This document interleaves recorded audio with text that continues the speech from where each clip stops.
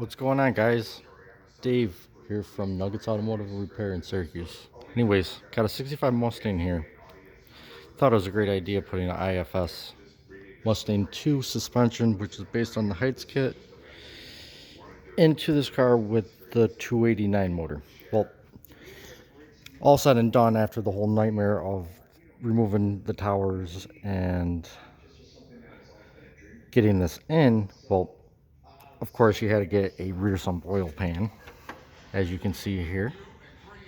And the problem is that rack right there hits the front portion of even this pan. So I even thought of, shit, I will pull the pan off and see if I can modify it. Well, that hump in the front there is there for one reason, and that is because on the small block Fords, of course, like the 289 and all the way up to the 5 liter, before you hit 351 engine, which is completely different, you got the oil pump up there in the front, so there's no room to remove that hump.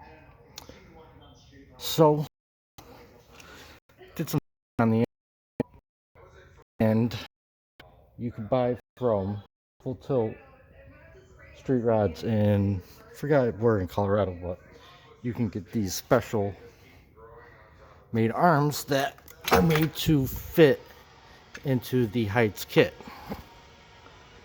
And the problem is that we'll see how this goes, but you gotta move this rack and pinion, and but it's the only way to really make the motor sit right, even though the rack and pinion is kind of off. But hey, the car has got to go back together, and it's been way too long. This has been out, so we'll see how this goes, and I'll make a video here as the finished product. But one thing I wanted to show with this Heights kit is the problem here of why you had to have that special control arm is that the rack and pinion cannot come in any further with the arms that come with it because of where the placement is with the location. And see, these spacers are supposed to space it out even further so it doesn't interfere with this lower control arm mounting point, which is a hole bolt that goes through this. The only pain in the ass is you got to cut out the center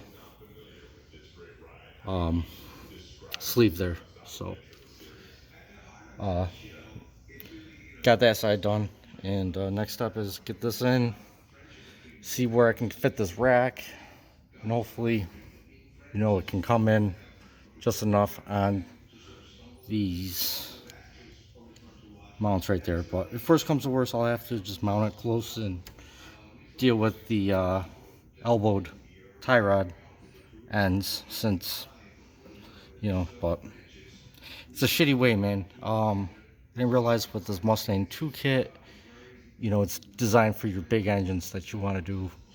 You remove those shock mounts, so there's shock towers that you can put a large engine in this. Anything all the way, from 360 on. Anyways, I'll have a finished video of the car as we progress.